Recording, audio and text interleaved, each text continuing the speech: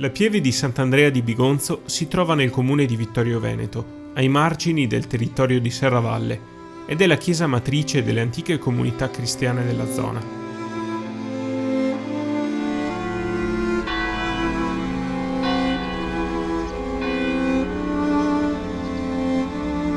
La sua importanza, come luogo di culto, si evince osservando l'investimento di generazioni e generazioni di committenti e il gran numero di lapidi di personaggi di spicco del passato. Quest'importanza è stata ulteriormente confermata dalle indagini archeologiche, le quali hanno riscontrato nello stesso luogo un edificio e delle sepolture risalenti al VI secolo.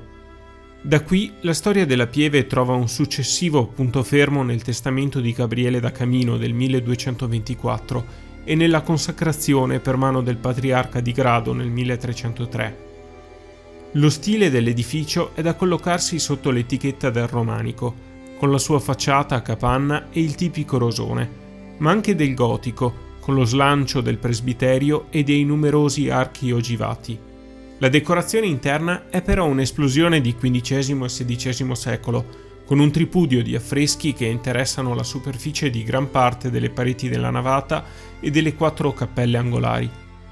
Entrando nell'edificio e svoltando subito a destra si iniziano ad incontrare le prime opere, in particolare un piccolo ma consistente nucleo di pitture che Fossaluzza nel 2003 ha attribuito a Iseppo da Cividale.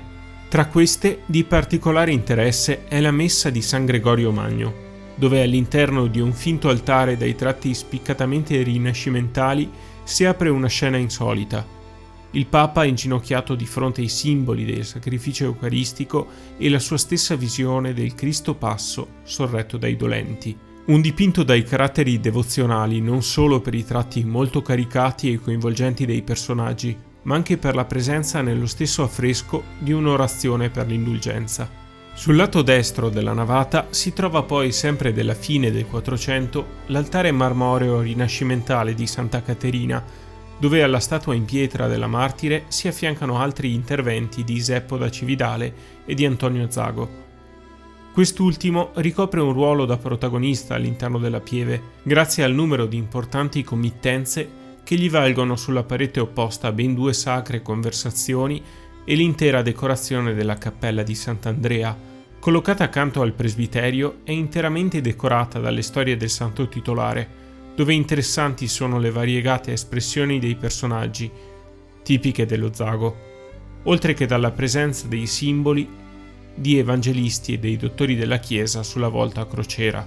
In una delle partizioni più in basso il pittore rappresenta una Madonna della Misericordia, intenta a proteggere la confraternita dei battuti sotto il suo ampio mantello. Sono infine altre 4 le opere che è doveroso citare, per un rapido ma serio excursus della pieve: un crocifisso ligneo della metà del 300 sulla parete absidale, il politico di Marco Vecellio della fine del XVI secolo e la presenza di ben 2 trasfigurazioni entro cornici architettoniche aggettanti.